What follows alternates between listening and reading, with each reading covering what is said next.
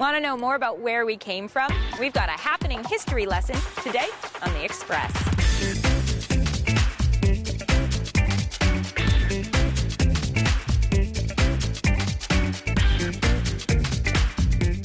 On today's show. So what you're looking at here is the value of salmon in 1952. The Gulf of Georgia Cannery in Steveston. Couldn't do 1 in 15 minutes. They could do 1 in 15 seconds.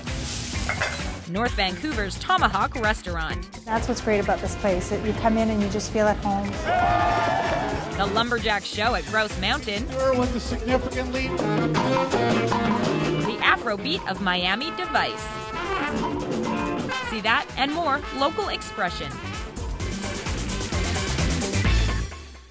Welcome to The Express. I'm Johanna Ward in New Westminster, the Royal City.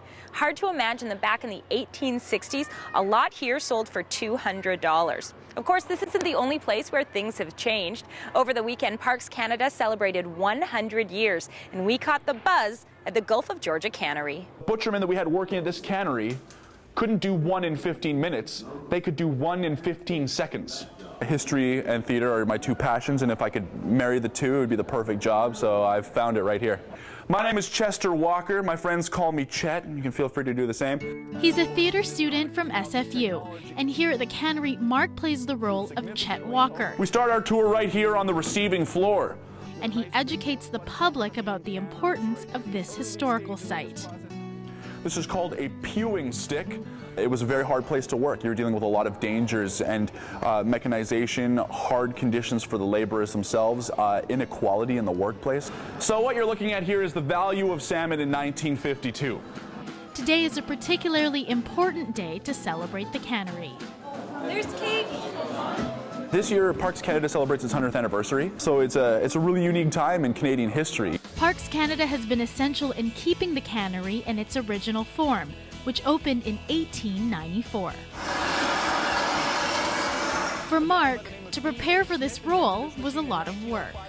Read a lot of the books that we have here in our own library and just tried to gain as much knowledge as I possibly could. There was no accommodation for their children to go to school or have daycare. What makes me a good tour guide? Holy smokes. I guess it's just I really enjoy doing it. And I really enjoy talking to people. And I find that that's how I get my energy. So if I get a good large group of people and if they're having fun, then I'm going to have fun. How many salmon per minute do you think this machine can do? 100. Absolutely correct. This machine can do 100 salmon per minute. So it's really important to make sure that people are having fun, because if you make the pursuit of knowledge boring, nobody's going to go for it. The building would remain, of course, as a net loft, so a place where fishermen can come and store their nets during the off-season. In Richmond, I'm Melanie Pineda for The Express. Thank you very much, folks.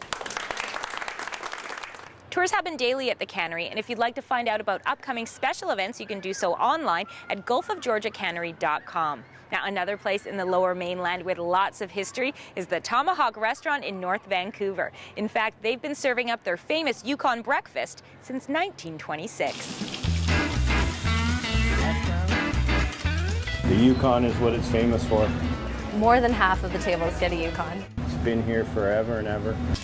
This is the Yukon breakfast. It's as much of an institution as the place that serves it up every day, all day. It's made basically from opening to closing. This is the Tomahawk restaurant. It's been around for 86 years. In fact, the Yukon breakfast was around when Bob Griffiths started coming here 50 years ago. University days, I guess. It was a real hangout, you know. This one is the Yukon. It's the bigger version of the two. The Yukon breakfast has 2 eggs, 2 pieces of toast, 5 pieces of bacon. And Tomahawk owner Chuck Chamberlain has been getting his back bacon from the same local company for 60 years. It's done in an old European way. It's done in an old wooden smokehouse. And his maple syrup, well, it's 100% Canadian. Steve's maple syrup in Elgin, New Brunswick. In fact, the Tomahawk, filled with First Nations art collected by the original owners, Chuck's parents. So that people coming in would be able to enjoy it and see the culture and the history behind it. Make the Tomahawk a piece of Canadiana. A customer come by a couple of months ago and asked if they'd like to see a picture. They had a picture of the old restaurant. That's 1932. That's Marine Drive. And Mom and Dad lived in the back.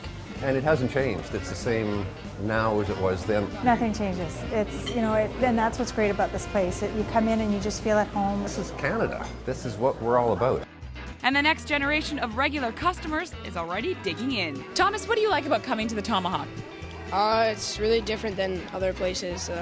Do you think you'll be coming here for the next 50 years? Probably. With an army of loyal customers, a tried and true menu, and a famous ex-staffer, Brian Adams used to be the dishwasher here. the Tomahawk is a legend on the North Shore and a piece of Canadian history. I'm Bianca Solterbeck in North Vancouver for The Express. After 86 years, the Hawk holds a lot of memories, especially for a Vancouver Island couple who had their first date there back in 1936 and then held their 70th wedding anniversary there in 2006. You're watching The Express, and we have more local history and heartwarming stories coming up. After the break, family time with the Hoods Up Flyers. Whenever I say I want to go flying, he just hops out of bed and just takes me down here early in the morning. It's great. I love my dad. The Lumberjack Show at Gross. You're watching local TV on The Express.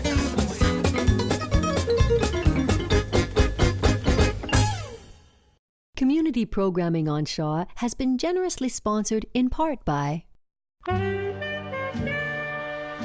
The Express is brought to you in part by Plum, fashion supplier to host Johanna Ward.